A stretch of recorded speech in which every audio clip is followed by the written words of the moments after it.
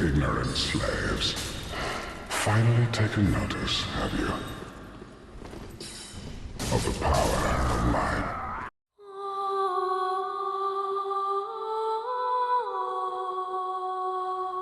Hey guys, this is Alfred, bringing you a tutorial on how to win with sorceries in duels at soul level 120 consistently and playing as competitive as a meta tryhard nightmare in 1.08 Oriental patch. Footage in this video is a mix of pre-patch and post-patch. So the stats: 40 vigor, 60 intelligence, 30 attunement, 11 strength to two-hand the Moonlight Greatsword, and whatever that's left into endurance. A major caveat here is that this build is not min-maxed. You can save about 5 levels by using Sorcerer as a starting class. If there's one thing that you can take away from this video, please plan your Sorcerer with more than 39 vigor. Fragile mage builds is one of the major factors setting you back from winning consistently with sorcery. So this fight is about to end, but as you've seen so far, the major point of this build is to keep up homing soul mass for pressure, get them into a pattern of rolling, roll catch them with either a Cleric's Candlestick or a Moonlight Greatsword, and when they think the only chance of winning is attacking you during the soul mass casting, you mix it up.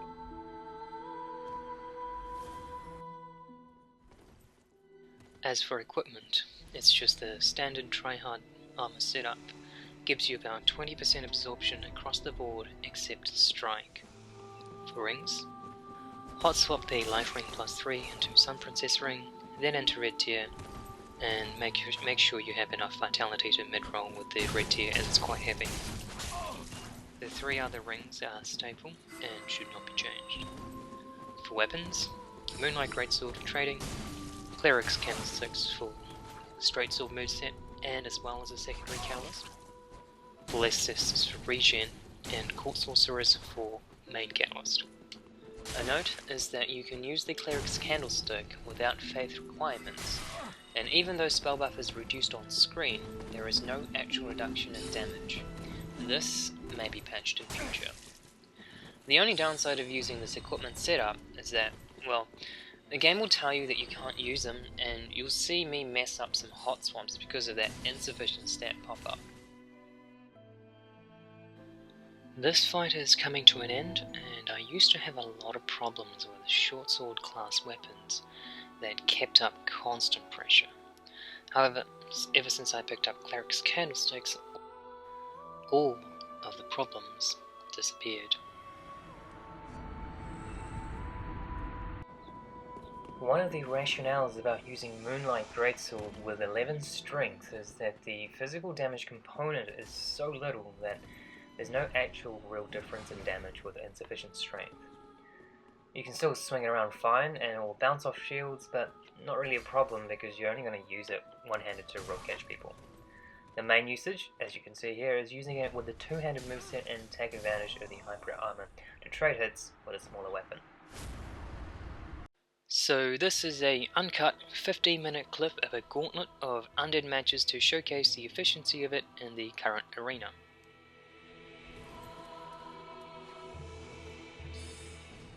So the very first person here is a gold medalist using the Curse's Curved Sword 2.0, also known as the Follower's Saver. This thing is absolutely terrifying. It has the moveset of Karthus, which is all curved swords, and it has a weapon art, which will basically one-shot you unembedded health. What it means is when you get catched by anything, you die, and that's the end of it. So I had to play really carefully with it. So I am backtracking a lot than I usually would, but yeah, that's how it's done for this fight.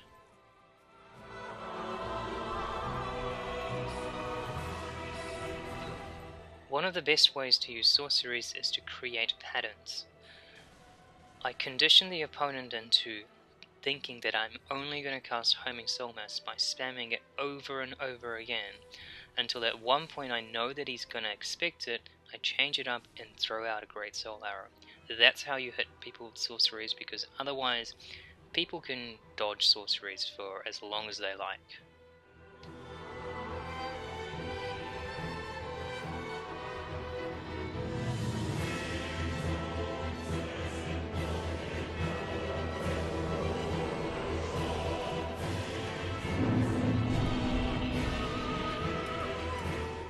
Next we have Freed's Great Scythe. I'm sure that this will become one of the metas, as it's pretty damn efficient in the combos, how it looks, and overall it's a really great weapon for a Dex Sorcerer int build. To counter this weapon, basically cast up Homing Soulmass to keep up constant pressure, and make sure you cast it on a little bit on the side so that they run into it just like that, and they'll get hit, they'll get punished. Once they're in a stagger animation, you can roll catch them with your Moonlight Greatsword.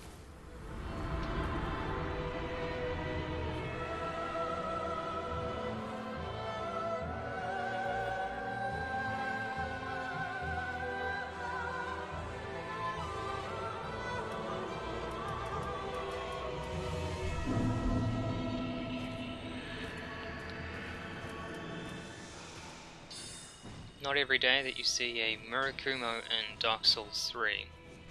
Great curved swords in general, they have the most offensive power in their dashing R1s, so the idea is to keep up the pressure so that they don't get a chance to do it, or if they do, they will always trade with your soul arrows.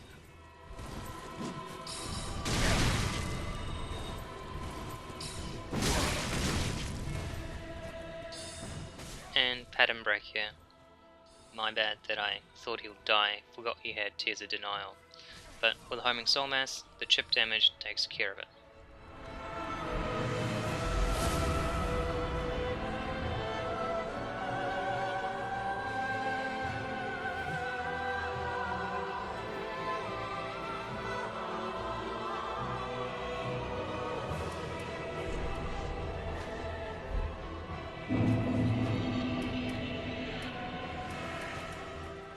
With the recent buff, the Dragon Slayer axe is actually pretty fearsome, especially I see this guy is using a lightning resin buff. And here's another technique: if you get really good with Homing Soulmass and pivoting, you can punish backstabs like that.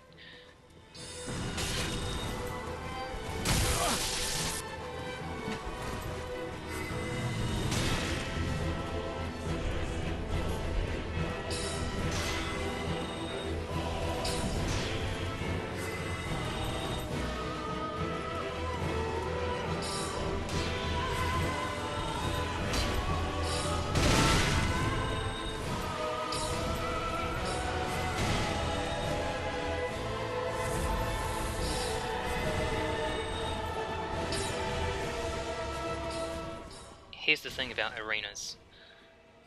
If they realize that they're not going to win, they will run and stall the fight. The worst ones will heal just so that you can't do anything about it. With sorceries, you can keep up constant pressure in the short range game and the long range game.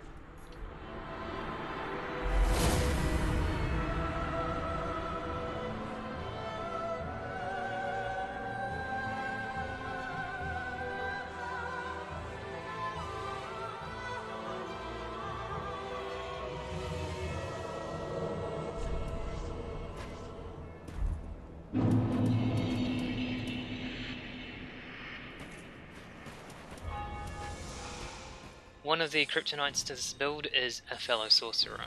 Make sure you take off that Crown of Dusk as soon as possible to increase your magic resistance, otherwise you're going to get wrecked in seconds.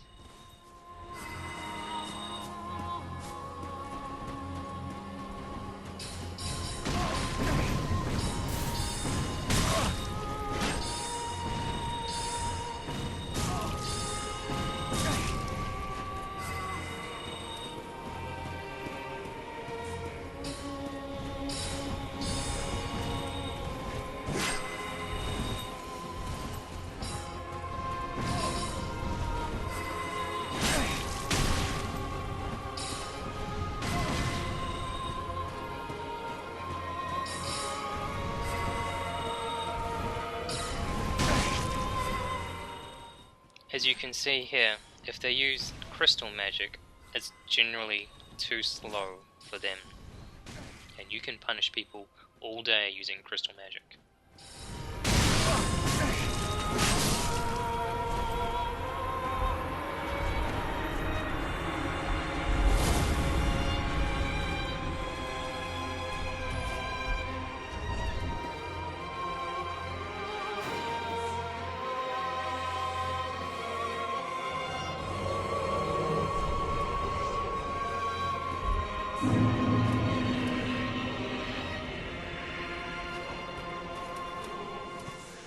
Onyx Greatsword is a pretty damn good weapon. It has the moveset of a claymore and has the length of an Astora Greatsword.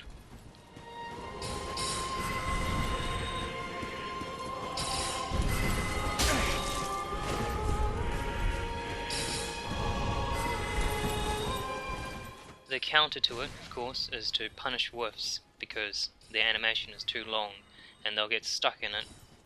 You can pivot back into the homing soul mass and they can take the full damage.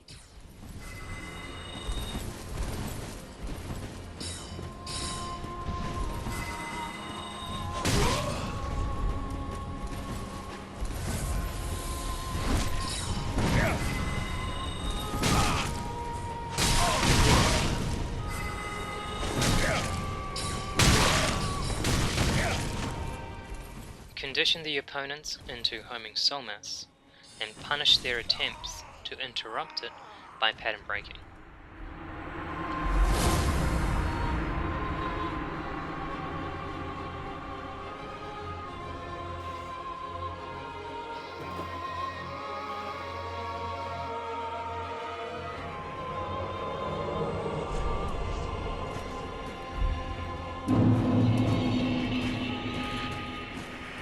The black sword, similar to Onyx Blade, punish the opponents on their whiffs and make sure you dodge the hell out if they do use Perseverance, because that sword hits for a lot of damage.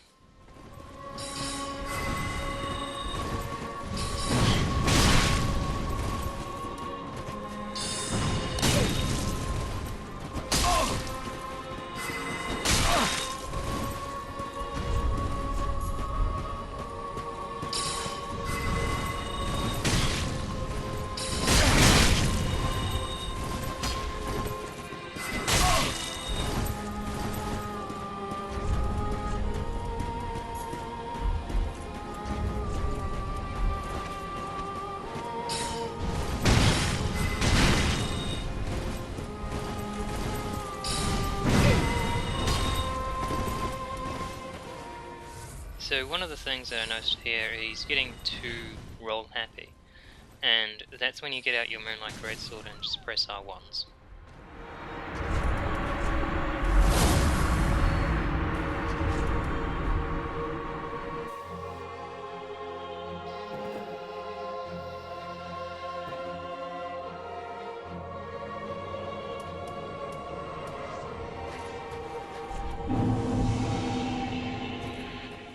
At the moment, the arena is new and gold medalists mean something.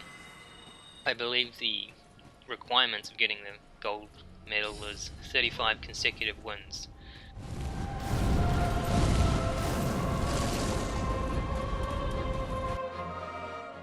Unfortunately, PS4 ended its 15-minute recording, so I had to scavenge a little bit of this after pressing the share button again.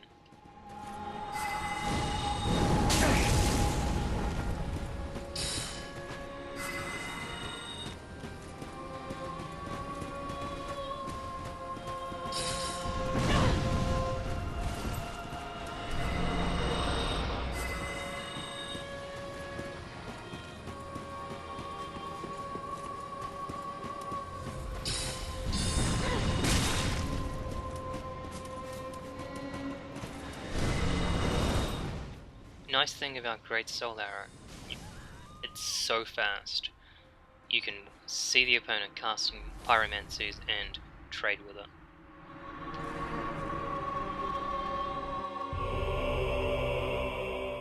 So that's all for now.